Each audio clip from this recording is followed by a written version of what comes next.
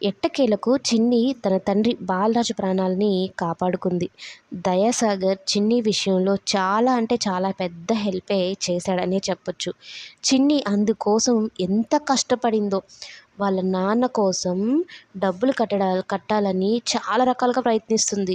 NGO రాధికకు phone చేస్తుంది. మహి వాళ్ళ నాన్న అంటే దేవాని కూడా కలిసి మాట్లాడదామని అనుకుంటుంది.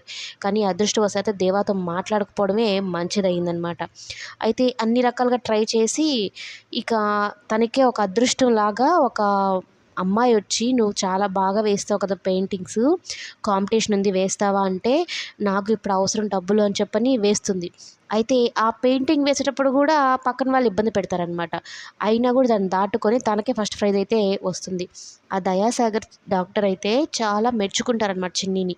చిన్నికి కావాల్సిన డబ్బుల వరకే తీసుకొని మిగిలిన డబ్బుల్ని హార్ట్ పేషెంట్స్‌కి డొనేట్ చేస్తుందనమాట. అది ఇంకా బాగా నచ్చుతుందనమాట. అందుకోసమనే చిన్నికి ఫ్రీగా వాళ్ళ నాన్నకి మొత్తం హాస్పిటల్ అయ్యే ఖర్చులు కానీ, ఆపరేషన్‌కి కానీ మొత్తం తనే దగ్గరుండి చూసుకొని, కేవలం చిన్ని గొప్పతనం వల్లనే రాజునైతే కాపాడడం జరుగుతుందనమాట. చిన్ని చాలా తెలివైన అమ్మాయి. వచ్చిన ప్రతి ఒక్క అవకాశాన్ని వినియోగించుకొని తండ్రి ప్రాణాలనైతే కాపాడేసుకుంది.